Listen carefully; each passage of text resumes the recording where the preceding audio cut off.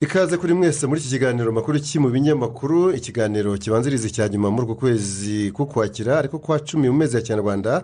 Nkuko bisanzwe muri kumwe nanjye Jean Daniel Sindayigaya ufatanyije na Nyirarukundo Xavera tugiye kwanzikira ku byanditswe ku Rwanda. Nibyo ariko by'umwihariko ku nkuru y'imvaho nshya higirite Perezida Paul Kagame yagaragaje umusanzu w'ikoranabuhanga mu gihe cy'ibyorezo. Inkuru yagarutsweho cyane n'ibindi binyamakuru n'ibitangazamakuru binyuranye, ikabivuga ko umukuru w'igihugu cy'u Rwanda yabigarutseho ku wa kabiri w'iki cyumweru ubwo yatangizaga inama mpuzamahanga ku itumanaho rigendanwa Mobile World Congress, inama yateguwe n'ikigo gihuza ibigo bitanga serivisi z'itumanaho GSMA. Muri iyi nama umukuru w'igihugu yavuze ko ibihe by'amage ndetse n'ibyorezo isi inyuramo hari ikimenyetso cy'imbaraga zikwiye gushyirwa mu ikoranabuhanga ndetse n'ubufatanye bukwiriye kuranga abatuye isi kuri iyi ngingo. Jean Daniel ati icyorezo cya COVID-19 cyatumye habaho kongera umuvuduko wo gusingira ikiragano gishya cy'iterambere riyobowe n'ikoranabuhanga.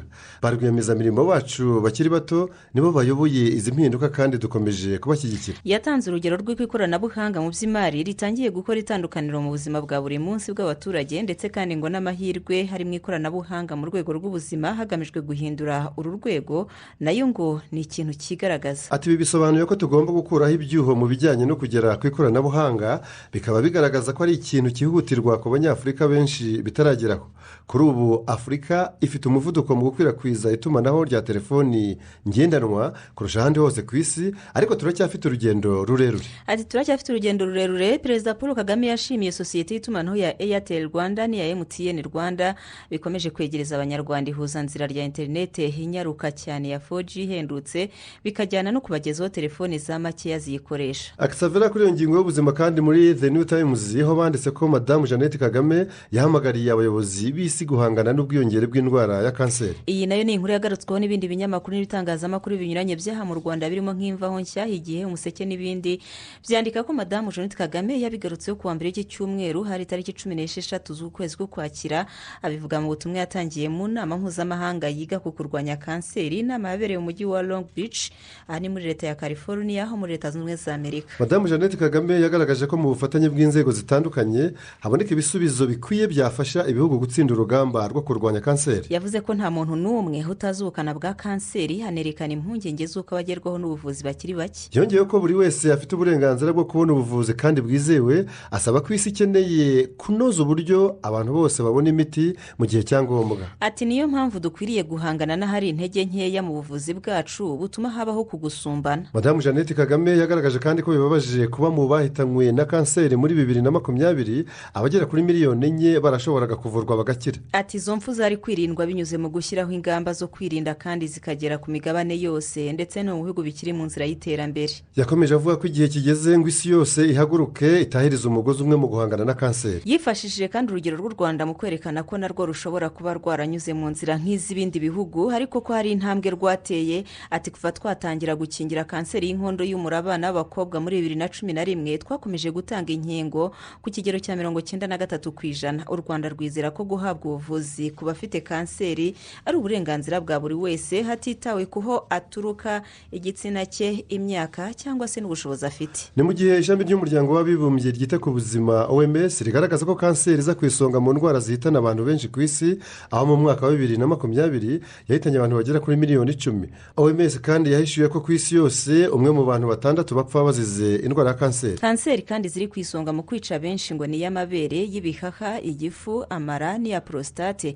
OMS kerekana ko buri mwaka abana 400,000 barwara kanseri, aho y'inkondo y'umura ariyo yiganje mu bihugu 23 ku isi. Xavera duhindura ingingo. U Rwanda rwagiranye amasezerano na CAF yo kwamamaza Visit Rwanda. Iyi nkuru turayisoma muri Kigali Today ariko yanagarutswe n'ibindi binyamakuru binyuranye byaha mu Rwanda, aho byandika ko kwa kabiri iki cyumweru ari rw'impuzamashyirahamwe y'umupira w'amaguru muri Afurika CAF yasinye amasezerano y'ubufatanye na leta y'u Rwanda, aho Visit Rwanda izagaragara ku myambaro y'amakipe hazitabira African Football League. Ni amasezerano agamije guteza imbere umupira w'amaguru muri Afurika binyuze mu irushanwa rishya rizwi nka African Football League ryatangiye ku munsi w'ejo kuwa gatanu, rikaba rihuza amakipe ya mbere 8 kuri uyu mugabane wa Afurika. Nk'uko nk'uko bikubiye muri ayo masezerano amakipe yose azitabira aya marushanwa ajondanye ku myambaro yayo azaba yambayeho Visit Rwanda, mu gihe na kompanyi y'ingendo zo mu kirere y'u Rwanda Rwandair izajya itwara amakipe hari mu cyerekezo ikoreramo ingendo. urubuga rwa interineti rwa RDB ni urwego rw'igihugu rushinzwe iterambere rugaragaza ko muri aya masezerano biteganijwe ko African Football League izafatanya na Minisiteri ya Siporo y'u Rwanda ndetse na Ferwafa mu iterambere ry'umupira w'abakiri bato, harimo kuzamura shampiyona y'abakiri bato mu Rwanda. Avuga kuri aya masezerano, Veron Mosengomba ni umunyamabanga mukuru wa CAF yagize ati kijondanye. Yagize ati ubu bufatanye na Visit Rwanda ni ikintu cy'agaciro kuri twe, nishimiye gutangaza ubufatanye n'igihugu gishyira imbaraga mu guteza imbere umupira w'amaguru muri Afurika. Ku rundi ruhande umuyobozi mukuru wa RDB Francis Gatare nawe ati iki? Ati twishimiye gutangaza ubundi bufatanye ku iterambere no kuzamura siporo mu Rwanda. Ibi bihura neza n'intego zacu zo kugira uruhare mu kuzamura impano z'umupira w'amaguru muri Afurika ndetse no gukoresha umupira w'amaguru mu kuzamura ubukungu bwa Afurika. Aya masezerano u Rwanda rwasinyanye na CAF yo guteza imbere gahunda ya Visit Rwanda haje asanga ahandi u Rwanda rwamaze kugirana n'amakipe atandukanye, arimo Arsenal yo mu cyiciro cya mbere mu mupira w'amaguru mu Bwongereza, hakaba Paris Saint-Germain nayo mu cyiciro cya mbere mu Bufaransa, hamwe na Jean Daniel hamwe na Bayern Munich yo mu cyiciro cya mbere mu Budage Bundesliga. Duhindura ingingo ariko tukiri muri uwo mujyi umwe w'imikoranire n'amahanga, igihugu cya Guinea cyo cyafunguye ambasade yacyo i Kigali mu rwego rwo guteza imbere umubano w'ibihugu byombi. Farisila ushinzwe imirimo y'inama y'abaminisitiri muri Guinea Conakry akaba na minisitiri w'itumanaho abinyujije ku rubuga rwa X rwahoze ari Twitter, yashyize hanze amashusho agaragaza ibendera ry'igihugu cye rizamurwa muri Kigali nk'ikimenyetso cyo gufungura imiryango kwa ambasade. Maze agira ati mu marangamutima menshi twazamuye ibendera ry'igihugu cyacu ahakorera ambasade yacu nshya i Kigali. Ubufatanye bwa Conakry na Kigali buri gutera imbere, harakabaho umubano w'u Rwanda na Guinea. Inkuru yo muri Africa Intelligence ikavuga ko mu kwezi kwa karindwi uyu mwaka aribwo perezida w'inzibacyuho wa Guinea Colonel Mamadi Doumbouya yagennye Suleiman Savane nka ambasaderi wa mbere w'igihugu cye mu Rwanda. Ifungura ry'ambasade rikurikiye uruzinduko Perezida Paul Kagame yagiriye Conakry hari tariki 17 na 18 z'ukwezi kwa kane uyu mwaka, rwasize hasinywa amasezerano atandukanye hagati y'u Rwanda na Guinea hagamije guteza imbere ubufatanye bw'ibihugu byombi. Naho perezida w'inzibacyuho ya gisirikare muri Gabon we yasuye u Rwanda, maze we n'intumwa yaje arangaje imbere bakirwa na Perezida Paul Kagame mu biro bye bya village Urugwiro Xavier. Muri Tarifa Rwanda bati General uyobora Gabon yasuye u Rwanda. Naho muri Seka News bati Perezida Paul Kagame yakiriye perezida w'inzibacyuho wa Gabon. Mu gihe naho bati Perezida Kagame yakiriye General Brice Clotaire Oligui Nguema uyoboye Gabon mu nzibacyuho. Ibyo binyamakuru n'ibitangazamakuru byanditse ko ibiganiro byabo byibanze ku nzira y'inzibacyuho muri Gabon, umutekano ku mugabane wa Afurika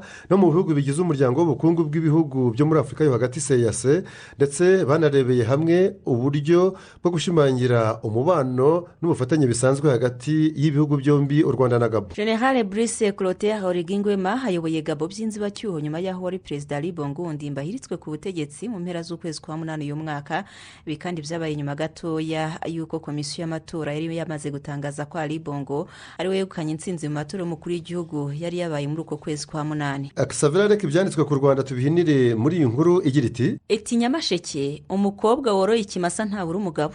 Iyi nkuru yanagarutsweho n'ibindi binyamakuru n'ibitangazamakuru binyuranye, ikaba ivuga ko abakobwa bo mu karere ka Nyamasheke mu ntara y'Iburengerazuba bakataje mu bworozi cyane cyane ubw'ibimasa, kuko ngo uretse kubaha amafaranga yo kwiteza imbere, ibi bimasa bibafasha kubona abagabo, kuko ngo nta mukobwa udafite iri tungo ushobora kumwigondera ku buryo bworoshye. Mu murenge wa Karambi ngo niho bishyushye cyane jondanye, kubera ko uyu murenge ubarizwa mu buhinzi bw'icyayi cyane, abaturage bakahakorera amafaranga haba mu mirimo yo kugisoroma, kukibagarira n'indi. Ayo bakuyemo rero abakobwa cyane cyane ngo bagafata iya mbere mu isoko ry'inka bakajya kuyaguramo ibyo bimasa bireshya abasore. Mu kiganiro yagiranye n'urwego rw'igihugu rw'itangazamakuru RBA, uwitwa Nyirabimana Lucy w'imyaka 22 y'amavuko nawe ufite ikimasa yakubiye mu mafaranga yakoreye mu mirimo y'ubuhinzi bw'icyayi, yavuze ko nubwo akitezaho iterambere ariko ubu ngo kubona umugabo ni nk'ubunyuzo kuko afite ikimasa nk'abandi bose. Reka ngo ni nko kuzimya buji kubera ko yifitiye ikimasa. Ati iyo ucyoreye amezi 6 avugije ikimasa nyine ngo uba wungutseho 200,000.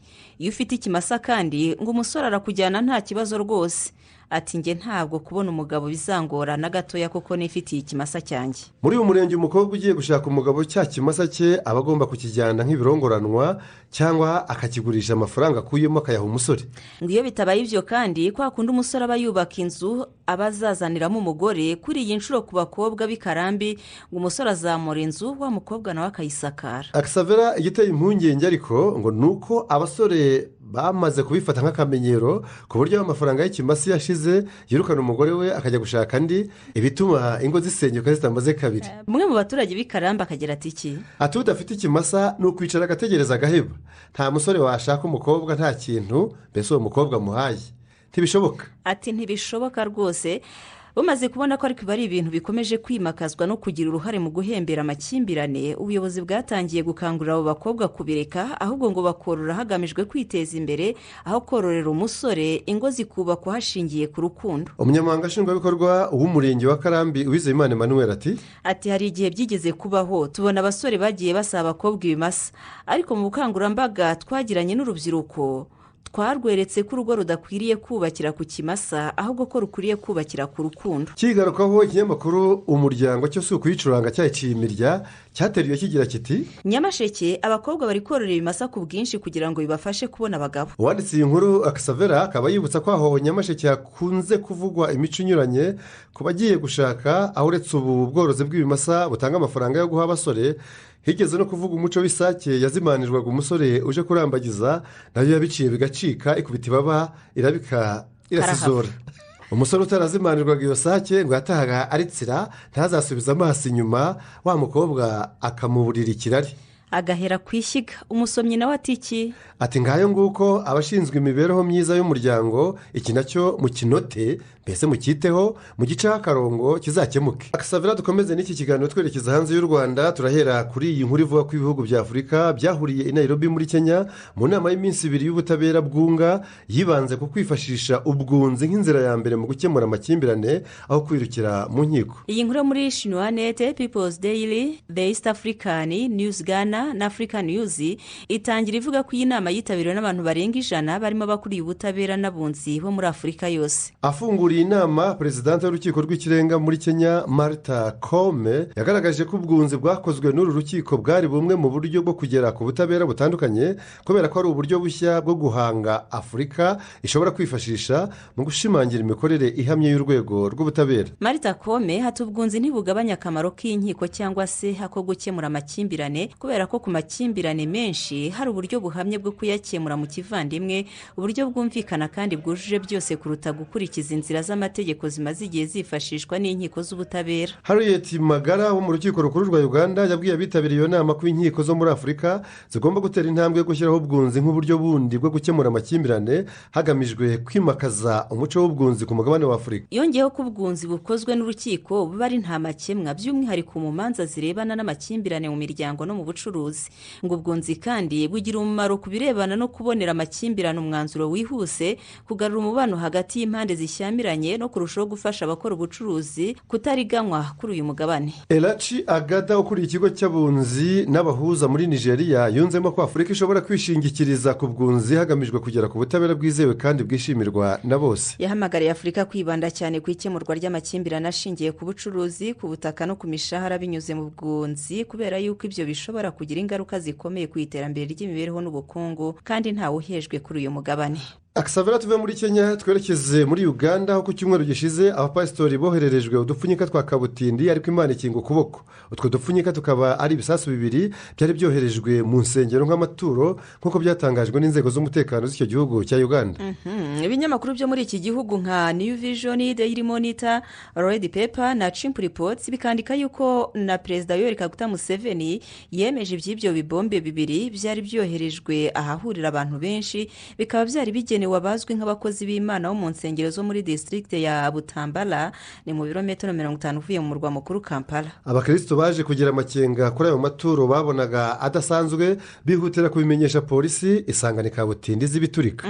Isangani kabutindi, Perezida Museveni abinyujije ku rubuga rwa X rwahoze ari Twitter yageretse icyo gikorwa cy'iterabwoba ku nyeshyamba za ADF naru zikorana bya hafi n'umutwe wa leta ya Kisilamu kuva muri 2016. uyu mutwe wa ADF washinzwe mu myaka ya za 90 ubwo weguraga intwaro ukarwanya perezida Museveni umushinja gutoteza abo mu idini ya isilamu. Nyuma yo gukubitwa inshuro n'ingabo z'igihugu cya Uganda muri 2001, abarwanyi ba ADF bahunze Uganda bimurira ibirindiro byabo ku butaka bwa Repubulika Iharanira Demokarasi ya Kongo mu ntara ya Kivu ya ruguru. Aho mu gihugu cy'abaturanyi ba Uganda niho abarwanyi bava bagasubira muri Uganda bagabyeyo ibitero by'iterabwoba. Ibiheruka nibyo mu kwezi kwa gatandatu jondonye muri uyu mwaka, aho byagabwe ku ishuri ryisumbuye bakicamo abantu barenga 40 biganjemo abanyeshuri barara mu kigo cy'ishuri kuko hari nijoro. Mu kwezi gushize kwa 9 nabwo polisi ya Uganda yavuze ko yaburijemo igitero cya bombe kuri rumwe mu nsengero zikomeye i Kampala mu murwa mukuru. Icyo gihe umuntu wari ugiye guturikiriza icyo gisasu rwagati mu bakristo yafashwe atarasohoza umugambi we mubisha. No kuwa kabiri iki cyumweru kandi hari ba mukerarugendo babiri, umwe w'umunyafurika y'epfo ndetse n'umugabo w'umwongereza, bombi bari muri bucya aho muri Uganda, hamwe n'umushoferi wabo ko ari batatu bishwe n'umutwe wa leta ya Kisilamu wabyigambye ubicira muri pariki nkuru y'igihugu cya Uganda ya Queen Elizabeth. Dukomeze n'iyi nkuru ivuga ko umupfakazi w'umunyamakuru wo muri Pakistani yareze guverinoma ya Kenya mu butabera kubera urupfu rw'umugabo we Arshad Sharif umaze umwaka arashwe na polisi yo muri Kenya. Yaje kwisobanura ivuga ko habayeho kumwiteranya. Javeria Sidike yagejeje ikirego mu rukiko rw'i Nairobi kuwa gatatu w'iki cyumweru gikubiyemo ko umugabo we yiciwe mu mugambi wari wateguwe wo kumwibasira. Yongeyeho kandi ko uwo mugambi ufite aho uhuriye no kuba yaranengaga bikomeye ingabo z'igihugu cye cya Pakistani, nawe kandi ngo yarazi ko kuzinenga ari ukwigerezaho kubera ko zitajya zihanganira na rimwe wihaye ibyo kuzivugavugaho. Sharifu yari yarerekeje muri Kenya mu kwezi kwa 8 umwaka ushize wa 2022 mu rwego rwo kwirinda itabwa muri yombi ndetse n'uruhuri rw'ibirego. Umugore we Sidike akavuga ko icyamushenguye umutima ari uko na guverinoma ya Kenya itigeze igaragaza kwifatanya nawe muri ako kababaro yatewe n'iyicwa ry'umugabo we. Yabwiye ibiro ntaramakuru AP ko icyo ashaka ari uko abapolisi bishe umugabo we bagezwa imbere y'ubutabera bakabihanirwa n'amategeko, hakiyongeraho no gusaba imbabazi ku mugaragaro. Umwaka ushize jondanye abapererezi ba Pakistani batangaje raporo y'amapaji 592 ku iyicwa ry'umunyamakuru Sharifu, banzura ko polisi ya Kenya yaranzwe no kwivuguruza kuri urwo rupfu. Tukiri aho muri Kenya, Xavera, inkuru ya BBC News Africa, Africa News, Daily Nation, Nairobi News na The Citizen ivuga ko yitaga umwunganizi ari w'avoka yahakanye ibyo aregwa byose byo kwiyitirira icyo atari cyo. Yarabigaramye. Uyu mugabo yitwa Brian Mwenda Njagi, akaba ashinjwa gukora akazi k'abanyamategeko atarabyigiye. Kwa gatatu rero nibwo yagejejwe mu rukiko rw'i Nairobi, arabihakana arabigarama.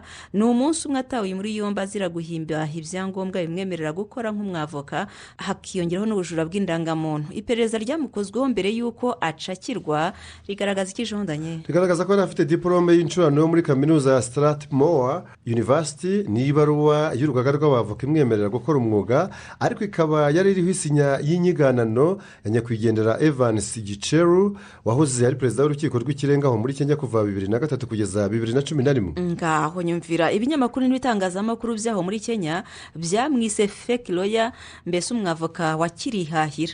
Nubwo afatwa nk'igicupuri kitanyuze mu ishuri ry'abanyamategeko, ntibyamubujije gutsinda imanza zirenga 10 zabo yunganiye mu mategeko. Gusa uyu mubare w'imanza yatsinze ntiwemerwa n'ishyirahamwe ry'abanyamategeko bo muri Kenya, kuko ryo rivuga ko yagaragaye mu nkiko mu gihe cy'amezi 8 cyangwa se 9 gusa. Hagati aho ariko burya umunyarwanda yabivuze ukuri ko nta murozi wabuze gikarabye. Uyu metere Brian Mwenda Njagi, fake lawyer, yashimagijwe n'ihuriro ry'abacuruzi bo muri Kenya ko ari umunyabwenge udasanzwe ucanye ku maso, wagaraguye benshi mu nkiko kandi badafite izo za diplome bise za rukangabaswa. Yanashyigikiwe kandi n'umutaripfana Mike Sonko wahoze ari guverineri wa Nairobi, wavuze ko fake lawyer yerekanye ubwenge bwa kimeza budasanzwe ndetse ko azamwishyurira amashuri agakomeza muri kaminuza. Ahubwo yiyize yaba kabutindi wa mugani. Reka duhindure ingingo mu Bwongereza aho abarengera ibidukikije n'ikirere kuwa gatatu w'iki cyumweru bakoze imyigaragambyo yo kwamagana umushinga wiswe EACOP, East African Crude Oil Pipeline,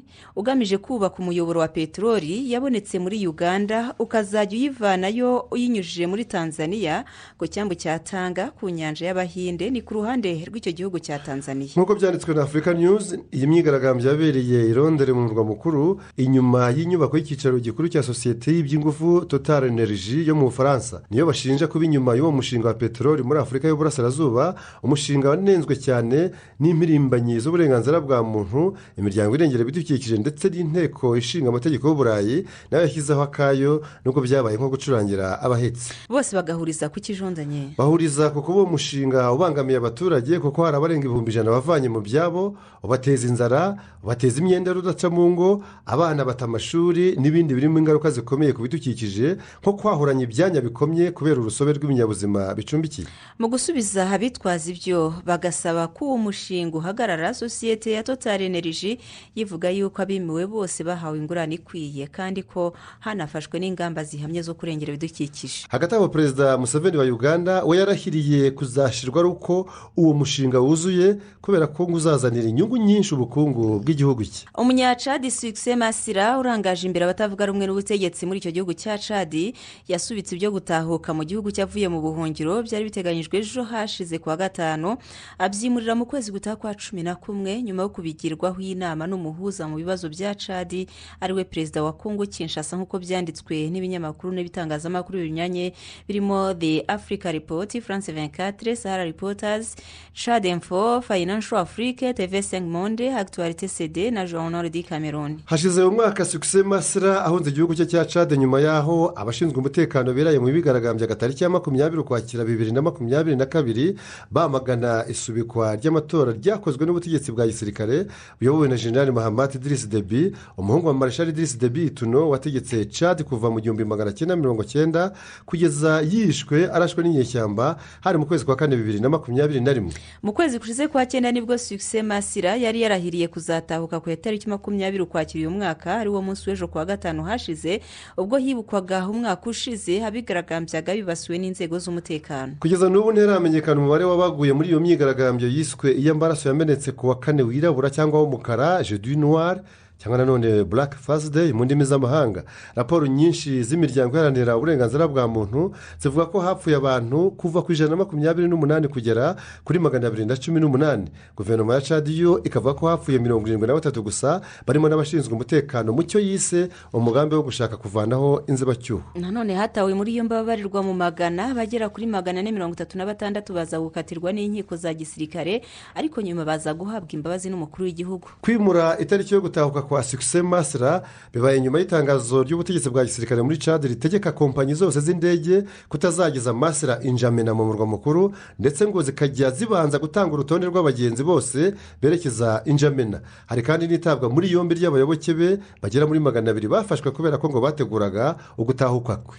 nyuma yo gusubika itariki yo gutahukiraho nta yindi igeze avuga bizaberaho. dukomeze n'iki kiganiro Xavera tubabwira ko urukiko mpuzamahanga mpanabyaha ICC rw'Irahe mu Buholandi rwabaye ruhagaritse ibyo gukurikirana mu rubanza umunya-Centrafrica Maxime Mokom washinjwaga ibyaha by'intambara n'ibyibasiye inyokomuntu byakorewe mu bitero yagabaga ibangi mu murwa mukuru wa Centrafrica no mu mujyi wa Bosangoa mu kwezi kwa 12 2013 ndetse no mu mwaka wa 2014 aturutse aho yari yarahungiye mu gihugu cya Repubulika Iharanira Demokarasi ya Kongo. ibinyamakuru n'ibitangazamakuru birimo Jeune Afrique, Africa News, Le Monde, Le Corbeau News, Centrafrique, RFI na La Libération byanditse ko umushinjacyaha mukuru wa ICC umwongereza Karim Khan ariwe ubundi kuwa 4 wazigurutse ibyo gukomeza gushinja uwo munya-Centrafrica abimenyesha abacamanza bakurikiranaga iyo dosiye ababwira ko nta bimenyetso bihagije bihari.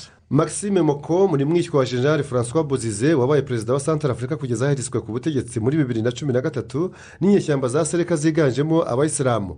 nyuma y'iryo hirikwa havutse undi mutwe wa Anti-Balaka wiganjemo abakristu ukaba warukuriwe n'uyu Maxime Mokom.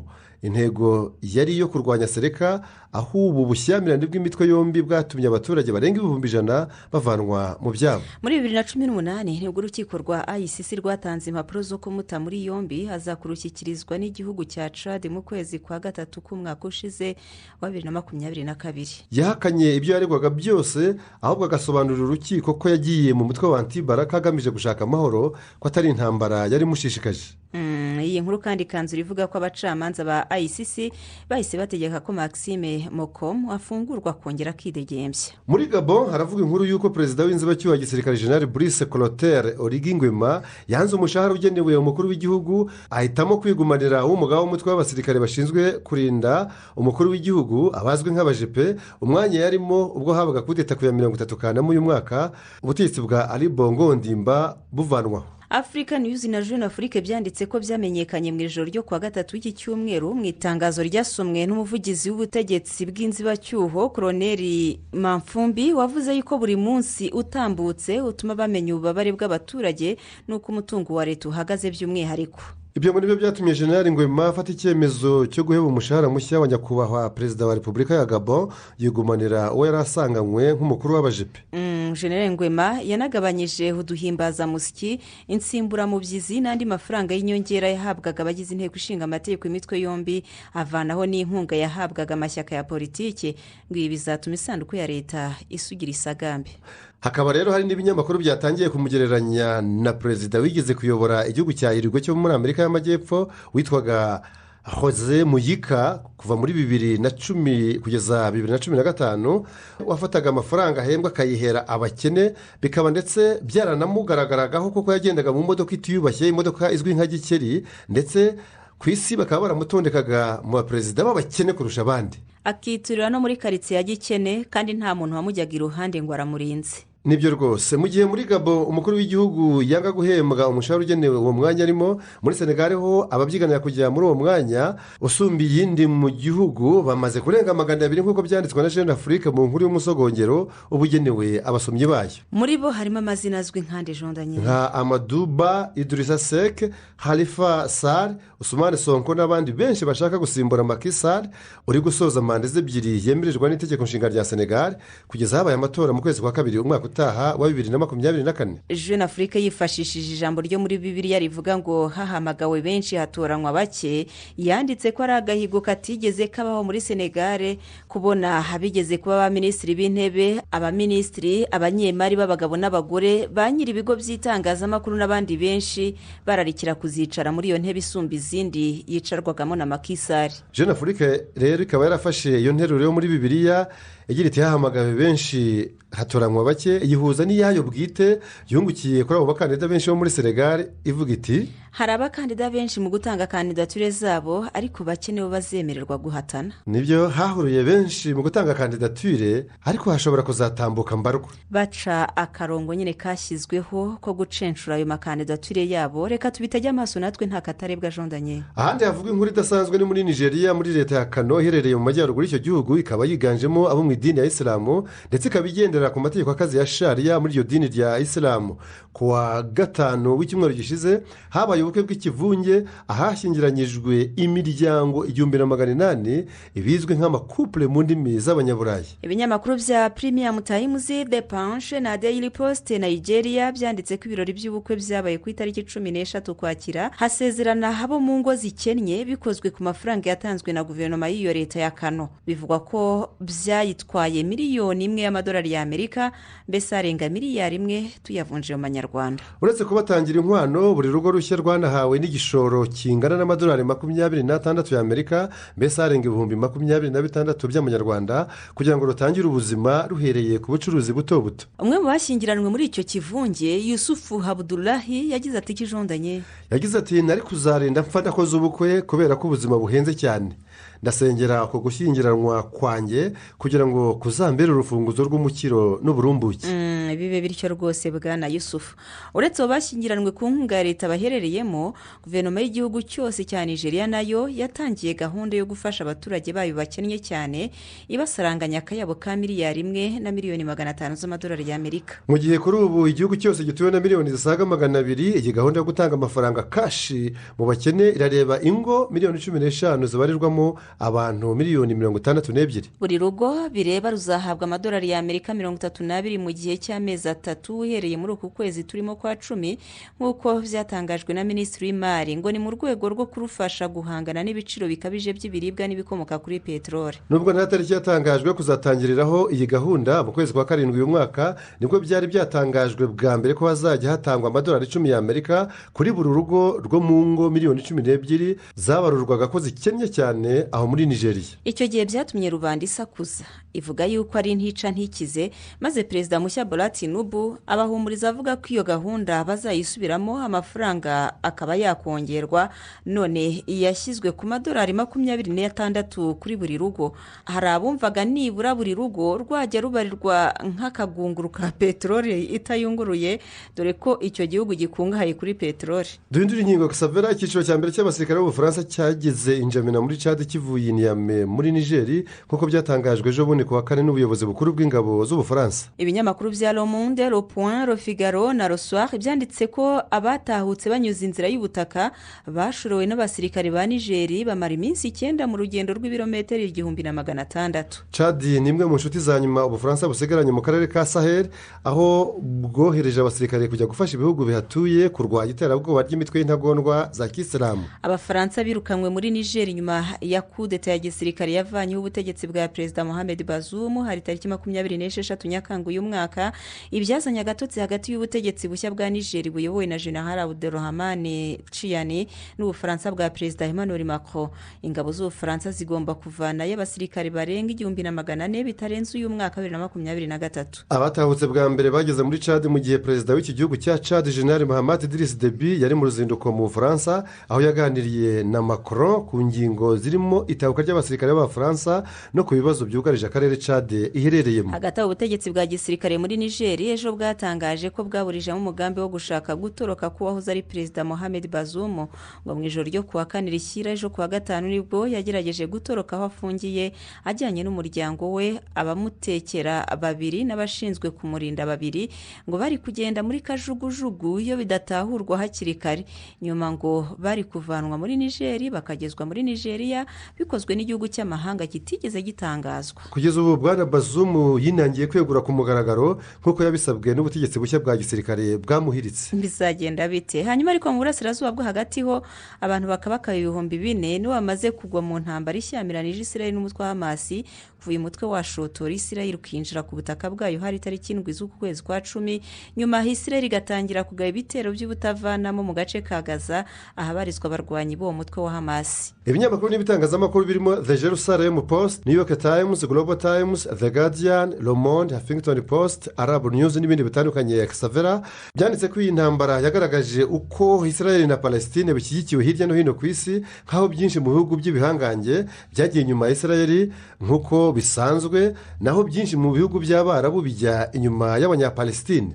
Perezida Joe Biden wa Leta Zunze Ubumwe za Amerika na Minisitiri w'Intebe w'Ubwongereza Rishi Sunak bagiye Tel Aviv muri Israel kujya kwereka munywanyi wabo Minisitiri w'Intebe Benjamin Netanyahu ko bamushyigikiye byimazeyo ari nako bakomakoma ngo agabanye ubukana bw'intambara itavaho isingira akarere kose kagahinduka isibaniro. Ksavera tuve mu burasirazuba bwo hagati twerekeze ku mugabane wa Amerika by'umwihariko muri Caraïbe mu gihugu cya Haiti. Polisi y'icyo gihugu iravuga ko yataye muri Joseph Felix Badio ukekwaho kugira uruhare rukomeye mu icwa rya Perezida Jovenel Moïse iwe mu rugo ruri mu murwa mukuru Port-au-Prince hari mu ijoro ryo ku ya gatandatu rishyira ku ya karindwi mu kwezi kwa karindwi 2021. Ksavera muti murabikura he? Turabisoma muri RFI aho polisi ivuga yuko itabwa muri yombi rya Joseph Felix Badio ryakozwe ku mugoroba w'ejo bundi ku wa kane mu gace ka Pétionville ku nkengero z'umurwa mukuru. Uyu Joseph Felix Badio ngo yaba ari we watanze itegeko ryo kwica Jovenel Moïse. Uyu Joseph Felix Badio afatwa nk'inshuti ikomeye ya Minisitiri w'Intebe Ariel Henry uriho ubu aho muri Haiti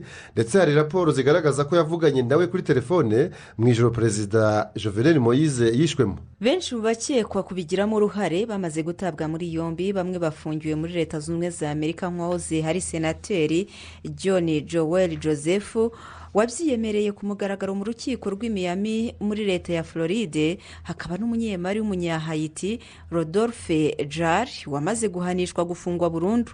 Undi ufunzwe n'inde Jondanye? Undi ufunzwe w'ingenzi ni uwitwa Germany Rivera wahoze mu gisirikare cya Colombia akaba mu ntangiriro z'ukwezi gushize kwa 9 yaraburanye yemera icyaha cyo kuba muri uwo mugambi no kuwushyigikira. Ubutabera bwa leta zunze ubumwe za Amerika bukaba bumurega gufasha itsinda ry'abacanshuro bishe Jovenel Moise. Igihano cye kizatangazwa ku wa gatanu w'icyumweru gitaha kandi ngo ashobora kuzakatirwa burundu. Reka dusoze ikiganiro cya none ariko tugisoreze kuri iyi nkuru idasanzwe y'igihaza buhaza iri bita idegede ariko nyamunini kubera ko cyaciye agahigo ku isi ko kuremera cyane kuko kirenza toni imwe jondanye. Iyi nkuru yo muri La Presse ikavuga ko iki gihaza ari ikinyamerika cyo muri leta ya California, aho mu irushanwa rizwi nk'imurikamusaruro w'ubuhinzi nyir'igihaza yagishyize ku munzani bagasanga gifite ibiro 1247 byose. Byabereye ahitwa Half Moon Bay bugufi bw'umujyi wa San Francisco. Nyiracyo yahise hashimirwa umurava agaragaza mu buhinzi bwe maze icyo gihaza nyamunini kimuhesha igihembo cy'ibihumbi 30 by'amadolari y'Amerika, mbese ubwo ni miliyoni 30 cyangwa se zirenga 30 tuyavunje mu manyarwanda. Ibaza ko kayabo ku gihaza kimwe n'ubwo kingana n'umusozi bwose. Ibyo rero ibyo mujya mwumva bavuga ngo nta mwuga udakiza uretse wo kugira gute Xavera basigare buzuza. Iri rushanwa ryo kumurikiramo ibihaza riruta ibindi rimaze imyaka 50 ritegurwa, ibizwe nka festival y'ibihaza, rigahuza rero abahinzi babyo bose baturutse muri Amerika ya ruguru, no kuvuga mu bihugu bya Canada, leta zunze ubumwe za Amerika na Mexique. Nibyo ngibyo suko dusoje jondanye. Nuko dusoje Xavera, reka kandi dushimire abo twabonye bose muri iki kiganiro, tunabararikira kuzabana natwe mu kindi kiganiro cy'ubutari ndacyo kizaba gisoza ibyo muri ku kwezi kukwakira ko kwa 10 mu mezi y'Ikinyarwanda. Xavera wakoze? Nawe wakoze cyane. Namwe kandi twabanye mwese twifurize kugira umunsi mwiza.